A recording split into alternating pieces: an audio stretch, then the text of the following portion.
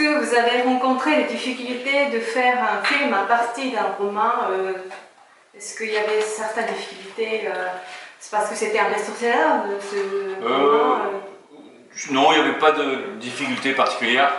Je dirais que la difficulté, c'est de trouver le livre qu'on a envie d'adapter quand on est cinéaste. Et quand j'ai lu le livre de Tatiana, ça m'a tout de suite plu et emballé et j'ai eu envie de faire le film. On s'est rencontrés avec Tatiana de René et puis les producteurs ont acheté les droits du livre et ça a roulé assez simplement. Ouais. Et Laurent, est-ce que vous aviez lu ce livre avant d'être proposé Non, je ne l'avais pas lu. Généralement, quand je tourne un film qui est adapté d'un roman, j'évite de lire le roman, enfin, sauf si j'ai déjà lu, évidemment. Et si je ne l'ai pas fait, je ne le fais pas, parce que je préfère rester sur la vision du réalisateur de l'histoire et ce qu'il en a fait avec le scénario. Ça me permet d'adhérer à 100% à la manière dont le réalisateur veut raconter cette histoire-là. Est-ce que, une fois le film est terminé, est-ce que vous avez trouvé des différences entre le roman d'origine et le film réalisé? Je n'ai pas lu le roman. Je ne l'ai pas lu. Donc, après le film, je ne l'ai pas lu non plus. Donc je ne peux pas répondre à cette question. 完成した後の実は読んでいないので、その質問にはちょっと答えが答えられないです。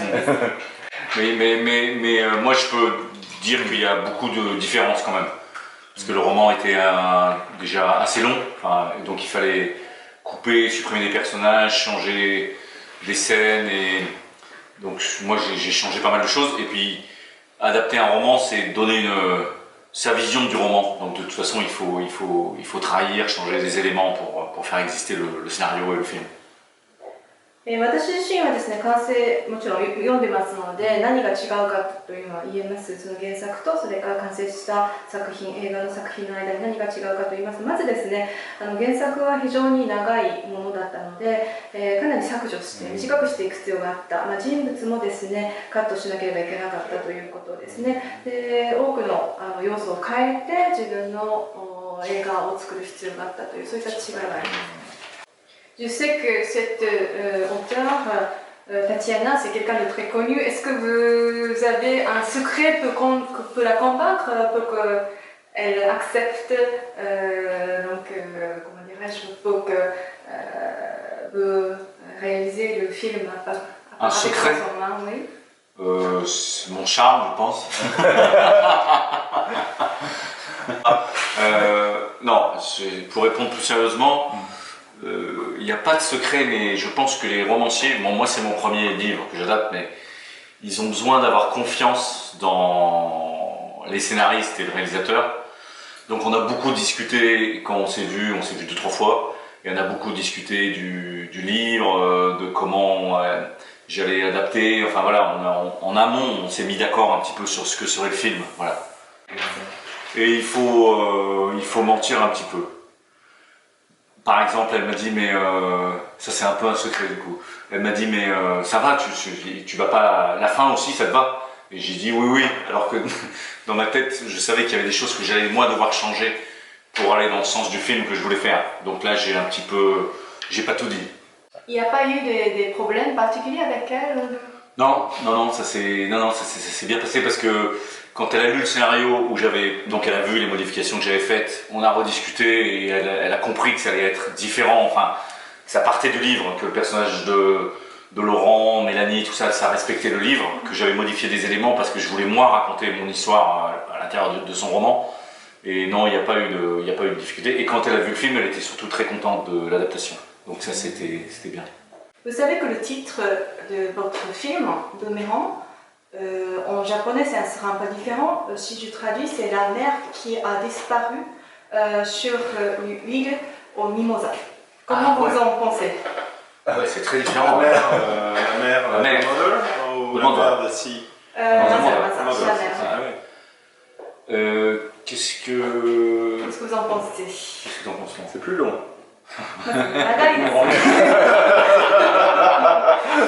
C'est un titre pitch, c'est pratique. Non, c'est joli, moi je trouve que c'est joli. L'île au Mimosa, donc c'est Noirmoutier, hein, c'est ça, ouais. Et peut-être pour les Japonais aussi. Hein. On verra, je sais pas quand le film sort. Non. Parce que, en fait, le titre en français Boomerang, ça me dit pas beaucoup, par contre. Ça c'est vrai. Ça c'est vrai. On a réfléchi à ça avec les producteurs et le distributeur. On a décidé de garder Boomerang parce que c'était le titre du roman, donc on voulait rester dans le roman, mais on avait la même discussion que vous. C'est-à-dire, c'est une notion un peu abstraite. Après, si on a des liens sur la fiche, nous on avait parlé par exemple chaque famille a son secret, et il y avait la notion des secrets du passé qui reviennent comme un boomerang, mais c'est vrai que le titre tout seul, il n'est pas très évocateur. C'est une question un peu difficile. Ben, c'est le fait que un boomerang, on lance un boomerang et il revient toujours. Donc c'est cette idée-là. Là, c'est l'idée, je pense que ce qui s'est passé de la génération d'avant, ce qui s'est passé avec la mère de mon personnage a des répercussions des années après sur cette famille et sur la descendance de mon personnage. Donc ça revient, je pense que c'est ce que... Oui, ça. Et Poulon, est-ce qu'il y avait des choses, vous avez rencontré des difficultés pour jouer ce personnage?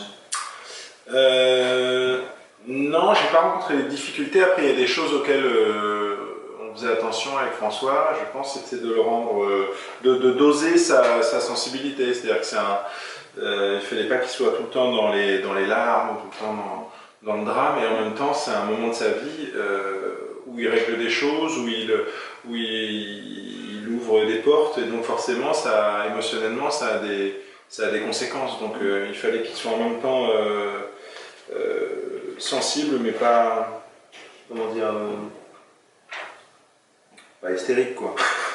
pas fébrile, mais c'est un moment charnière dans sa vie. J'avais toujours peur, moi, qu'il pleure trop dans le film. Et puis en fait, ça va. Au montage, François a su doser justement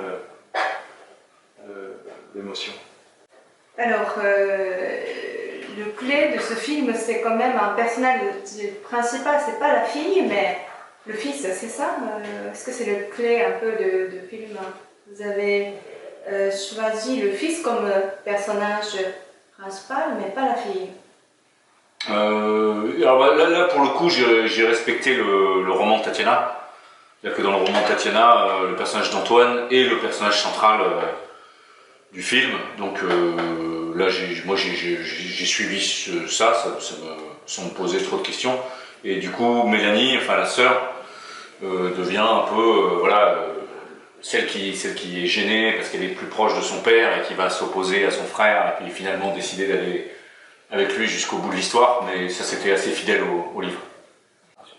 Concernant le passage de Groix, est-ce que c'est toujours submergé ou c'est couvert par la mer, ou bien ça a changé maintenant, c'est électrifié ou c'est Ah non, comment non, c'est toujours pareil. Là, c'est la mer, hein, c'est la mer et les marais, donc c'est comme il y a, je sais pas, depuis que cette île existe, je pense. C'est-à-dire que tous les 6 heures, c'est recouvert par les eaux, et puis toutes les 6 heures, ça se découvre. Et quand j'ai lu le roman, moi, ça m'a beaucoup plu, là, cette idée justement de lieux qui disparaît. C'est comme un peu les histoires du passé, elles sont recouvertes par les secrets des familles. Donc ça me plaisait, et c'est un décor hyper agréable à filmer pour un cinéaste. C'est la plus longue voie submersible d'Europe. Et même au monde, je ne sais pas à quel endroit il y en a un comme ça, mais je sais qu'en Europe, c'est le plus long, la plus longue voie submersible de l'Europe. Donc vous avez fait le tournage sur ce passage? Oui, on a fait le tournage. Et ça, c'était la partie difficile parce que la marée, ça monte, ça descend très vite. Et une équipe de tournage, il y a les camions, la caméra, enfin, toutes les choses qui vont pas du tout en fait avec la marée. Et du coup, je suis revenu, je sais pas, pour faire les scènes avec la maman, la voiture, etc. J'ai dû revenir au moins, je sais pas, une dizaine de fois sur le bois pour arriver à faire les scènes. C'était assez compliqué. Ouais. Parce que le cascadeur, il voulait faire les scènes à marée descendante. Et à marée descendante, pour lui, c'était plus sûr. Mais pour moi, ça marchait pas les images, puisque moi, j'avais besoin de beaucoup d'eau.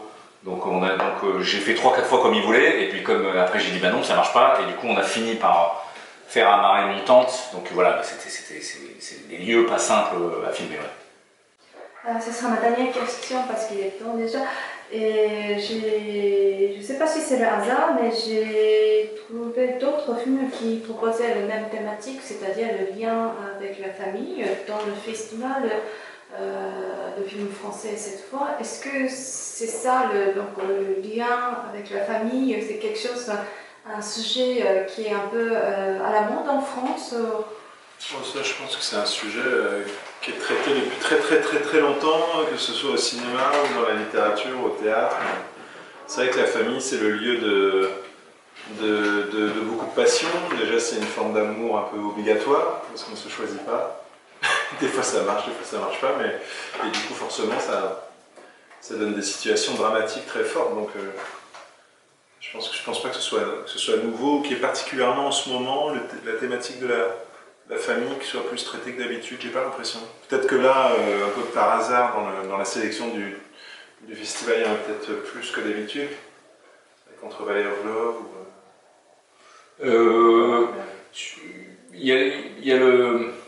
Il me semble qu'il y a Festen, il y a les films de Bergman, je pense que il y a les films de Woody Allen, je pense que la famille c'est... L'autre jour, moi j'ai vu le film japonais tel père, tel fils, sur un échange d'enfants. Je pense que la famille, comme dit Laurent, c'est quelque chose qui a une force émotionnelle, une force dramatique, et que je pense beaucoup d'auteurs et de metteurs en scène veulent un jour...